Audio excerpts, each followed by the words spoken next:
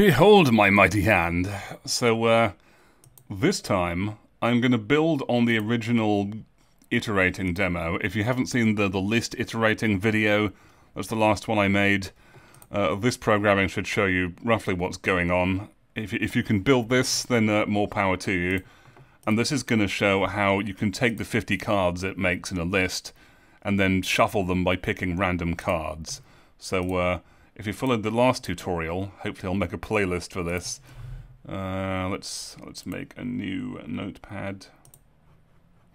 Yeah, so the previous demo did something like you make a list of 50 cards, and up to 50, and this will then make a separate list by kind of picking random cards in that list,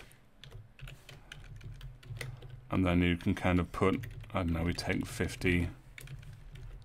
Do that, and there we go. So this will take your set of 50 cards, put them into a new shuffled list, and there you go, basically.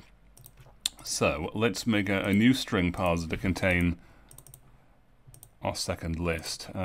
Something I like to do, it annoys me that this string parser is string parser 2. I think it's got a 2 there, which means if I make a second string parser, which I often do because I love strings, it just means it's a bit confusing about which one's which. So I normally give this one a different icon and just put a big red 2 over. And if you want to, you could have a big red 1 on the original one or whatever. It doesn't matter hugely, but just so long as you know what you're doing, right? It really helps to visualize these things and know just what you're dealing with, because programming can be very invisible and it makes things difficult. Unless I actually can't see past this bit. I'll just ignore the fact that I can't see there because my own face is in the way. There, beautiful, beautiful pin the tail on the donkey art. So, the plan is we already have a program here from the last tutorial that makes 50 cards and just goes through 1 to 50 and you end up with a total list of 1 to 50. And I might take away this thing about, let's see, each, yeah, let me make it so it doesn't show that anymore. I'll just make a separate instance of this, say that it never sends out that message. So never is like, it's just an event that never triggers, basically, so it kind of mutes what's happening. It won't do that, but I get to keep the information about it sending out the iteration messages. So now we don't have the iteration messages anymore. It just iterates and gives you the total list at the end. Because once you've got a process you trust, you can do that kind of thing. You just have it say what the output is, groovy. Maybe not even say what the output is anymore. You can just let it run quietly in the background. So now I want us to make a separate loop that shuffles the cards. So let's have that run when I press space. So if we do, upon pressing a key, space, and we'll run a new routine called shuffle all cards. And we'll do that once. And then on the loop shuffle all cards, let's start by just, yeah, let's send out a debug message there even. Say just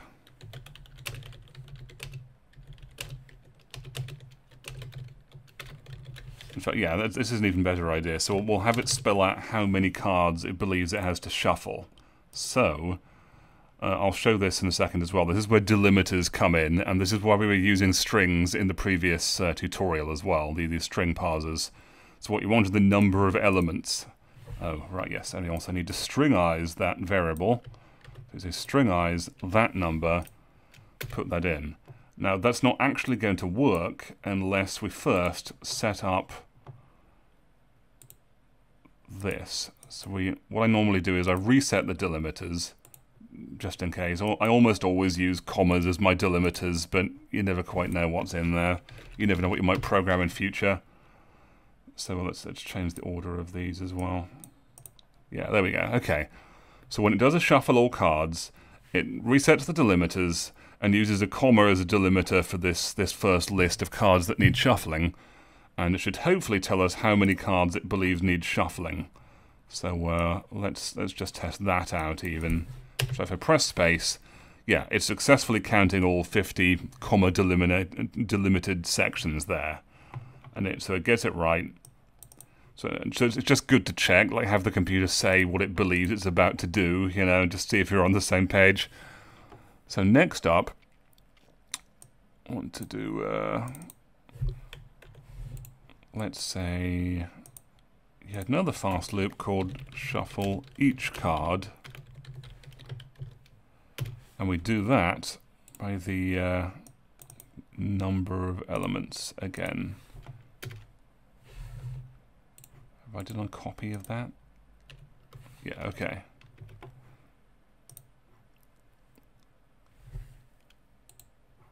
So let's make a variable to govern the shuffling as well. Let me think here. Oh yeah, okay. Actually, you know what? We don't even need a new variable. Scratch that. We can use the same cards iterator, and it's a bit of an unsafe choice. Actually, let's make it readable, just for the sake of this.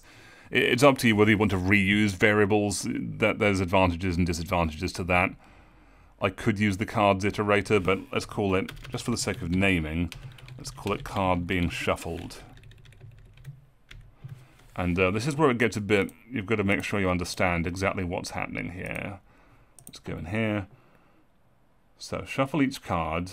We then know that, so each time it does shuffle each card, it's got this first list. We're going to remove things from the first list and put it in the second list. So in fact, because we're going to work with that second list, let's also set this list to a comma.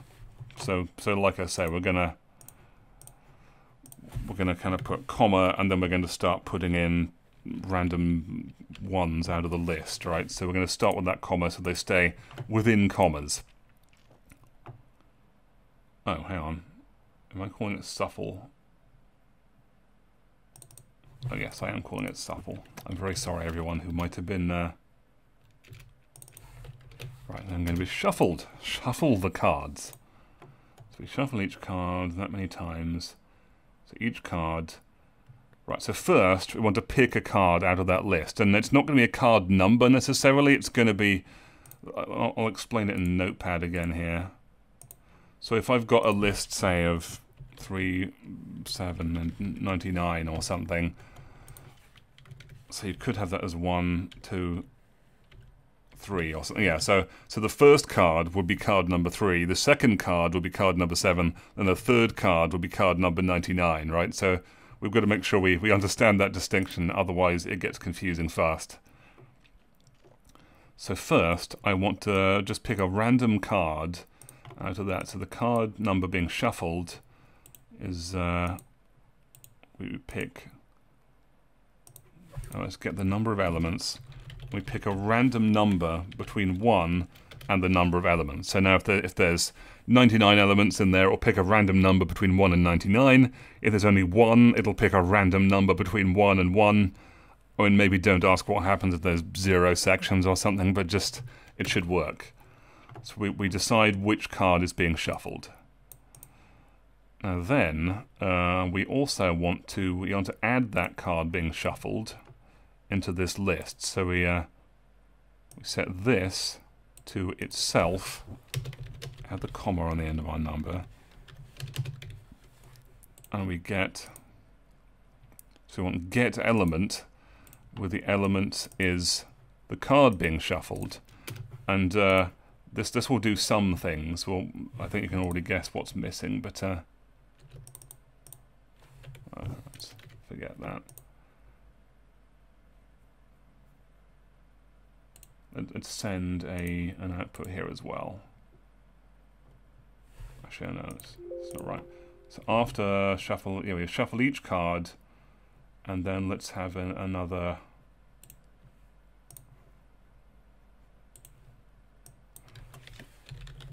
Shuffle all cards. Let's have shuffle. Will this actually work? Insert, right, new event on loop shuffle all cards. There we go, okay, right. So when it's done shuffling all the cards afterwards, I'll have it spell out what the shuffled list is as well. Let's use single quotation marks for that. And there we go, and then we'll just say what this shuffled list is. Now, as you might guess, because we're not removing things from the list, it's going to be missing something. So I think it's going to be... Yeah, okay, I'm already seeing something. So it's got the shuffled list here. Hopefully your resolution's good enough. So the first number is 14, but elsewhere, right here, you can see it's picked 14 again. So you could potentially have something that works that way. We want to have cards used up when they're shuffled, right? So the way to do this, I've found, is to get the string replacer. Here we go, substring replace. I think manager should have substring replace. You can install it from there if you don't have it. And I really like this whole string replacing thing. I'll show you how useful this can be in a sec. Alright, so we now have variables, we have the two string parsers, and we have a substring replace to just do the work of replacing things for us. So, when we shuffle the card, we add the card number, and this is where it gets a bit exotic. So we set... Let's see... I want to add a event, new action, and we say... We set this string, we use the substring replace functions, we set it to itself. Oh no, sorry, hang on. Yeah, so the source is what's in this first string here. The string defined is comma, and another comma at the other side there, plus what's, let's see, get element, the card being shuffled. So it tries to find whichever number it is surrounded by commas, and this is what's crucial. You don't replace it with nothing, you replace it with one comma. So if we do that visually, let's say I've got this list here, and I pick a random one, it will look for 3, comma, 3, comma. If it's looking at the first one, it will remove that and then replace it with a comma so the integrity of the list is kept, because otherwise, if I were to, let's say I were to remove this middle one and replace it with nothing, right? If I delete it, now you've got 399 and it's kind of gone mad.